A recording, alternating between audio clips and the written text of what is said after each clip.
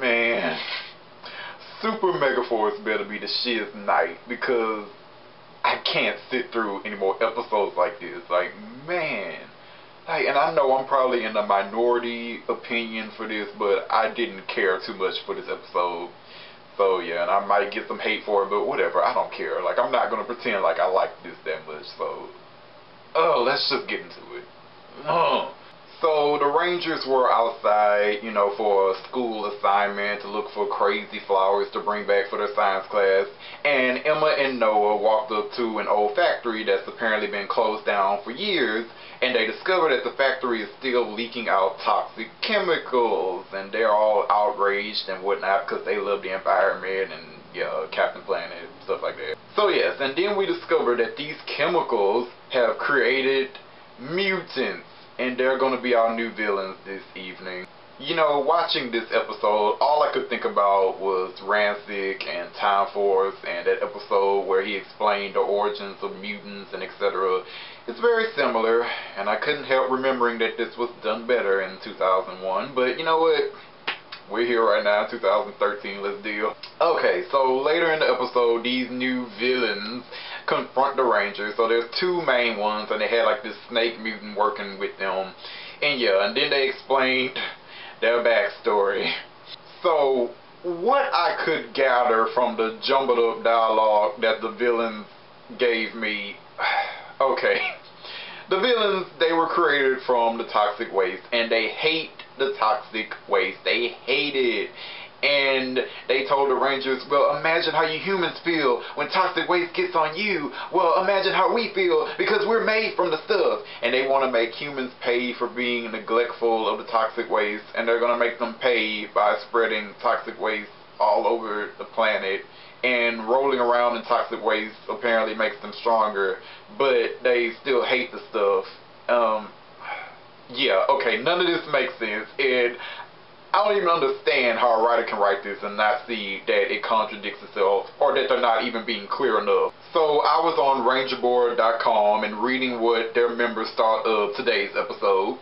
And one of the members, John Boy 3434, actually did a good job at explaining what the villain's motivation is, because seriously, without this, it wouldn't make any sense to me. So I'm going to read it if you haven't seen it or don't know what I'm talking about. Okay. So what he said was, from what I could get after untangling the script, it seems that they resent humanity for inadvertently creating them, the deformed monstrosities that they are, and they consider their hyperpollution scheme to be poetic.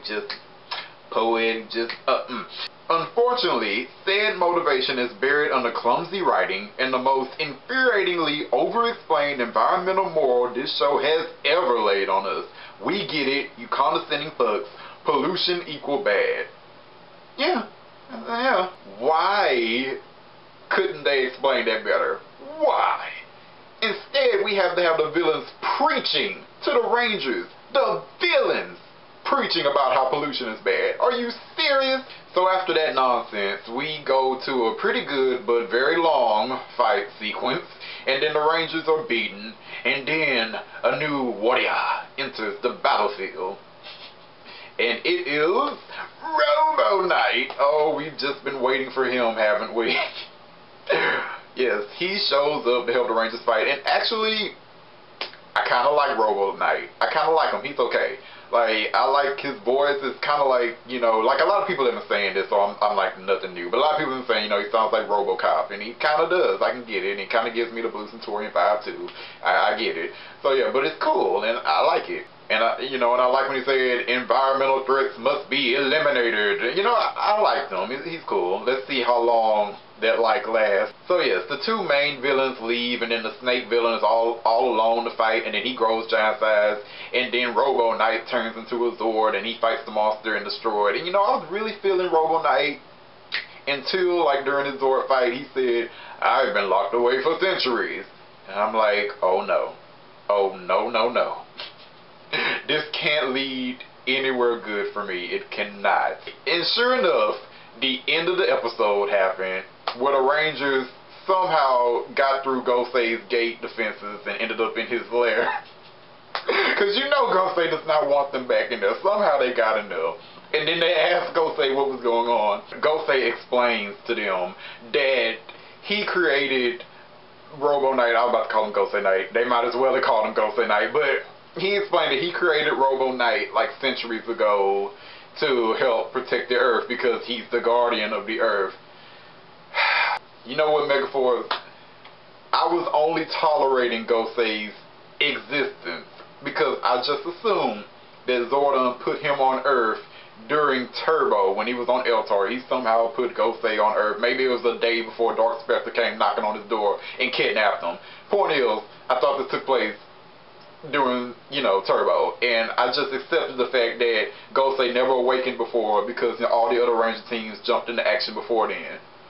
But to say that this fool has been around for centuries, and the fact that the Mighty Morphin Rangers lost their powers in Zords on more than one occasion, like, and Zordon never thought, hey, let's call on Gosei, you know, those powers that I'm keeping locked up.